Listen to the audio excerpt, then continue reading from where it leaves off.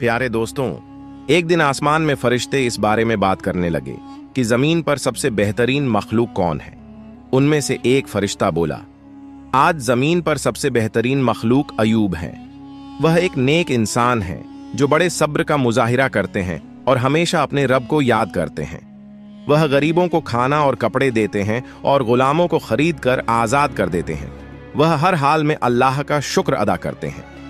इब्लिस, शैतान, जो पास ही था, उसने फरिश्तों की बातों को सुन लिया और बहुत गुस्सा हो गया।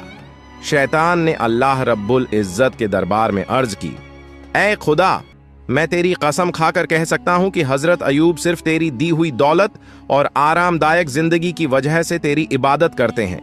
अगर उनकी यह दौलत और सुकून खत्म हो जाए तो वह एक दिन भी तेरी इबादत नहीं करेंगे। ऐ खुदा, मुझे नबी पर दखल अंदाजी करने की ताकत दे। मैं देखना चाहता हूं कि अयूब नबी तुझसे कितनी वफादारी रखते हैं। अल्लाह, जो हर बात को जानने वाला है, ने शैतान को इजाजत दी और फरमाया, जाओ, तुम्हें नबी पर दखल अंदाजी करने की ताकत दी जाती है। जैसे चाहो नबी को आजमा सकते हो। शैतान अल्लाह की दी हुई इजाजत पाकर एक राहगीर का लिबास पहनकर हजरत अयूब अलैहिस्सलाम के पास आया। हजरत अयूब अलैहिस्सलाम के पास जाकर उसने अपनी गरीबी का जिक्र किया और कहा, हजरत, मुझे कुछ दिन आपके घर रहने की इजाजत दीजिए। हजरत अयूब अलैहिस्सलाम को इस शख्स पर शक हुआ क्योंकि उसके जिस्म से एक अजीब तरह की तेज बदबू आ रही थी। तब हजरत अयूब अलैहिस्सलाम ने उसकी दरख्वास्त ठुकरा दी और कहा, मैं तुम्हें कुछ पैसे दे रहा हूं, तुम कहीं और जाकर रहने का इंतजाम करो।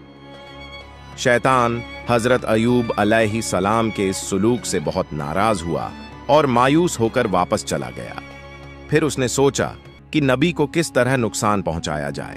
बहुत सोचने के बाद उसने फैसला किया कि नबी के फलों के बाग में आग लगा दी जाए। जैसे उसने सोचा वैसा ही किया। एक दिन शैतान नबी के फलों के बाग में गया और वहां आग लगा दी।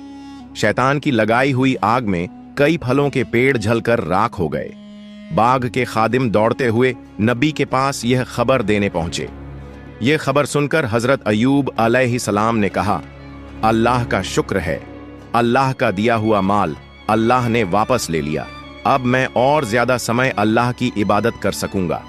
शैतान ने जब देखा कि हजरत अयूब अलैहिस्सलाम फलों के बाग तबाह होने के बाद जरा भी परेशान नहीं हुए तो उसके दिल में जलन और बढ़ गई। फिर उसने दोबारा सोचना शुरू किया कि नबी को और किस तरह नुकसान पहुंचाया जाए। अगले दिन शैतान नबी के अस्तबल में गया और आग लगा दी।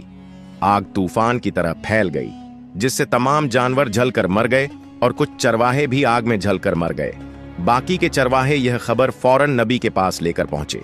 यह खबर सुनकर हजरत अयूब अलैहिस्सलाम ने कहा, अल्लाह का दिया हुआ माल अल्लाह ने वापस ले लिया, इसमें मुझे परेशान होने की कोई जरूरत नहीं है। शैतान ने जब देखा कि इतनी बड़ी वारदात के बाद भी नबी जरा भी परेशान नहीं हुए तो उसके दिल में और जलन पैदा हुई। अब उसने नबी को और बड़ा नुकसान पहुंचाने का इरादा किया। हजरत अयूब अलैहिस्सलाम के 14 बच्चे थे जो हर दिन एक उस्ताद से तालीम लेने के लिए मदरसे जाते थे। एक दिन सुबह जैसे ही हजरत अयूब अलैहिस्सलाम के बच्चे उस्ताद के पास पढ़ने गए, शैतान ने इस मौके का फायदा उठाकर मदरसे की छत गिरा दी। छत गिरने से हजरत अयूब अलैहिस्सलाम के बच्चे मलबे के नीचे दबकर मर गए।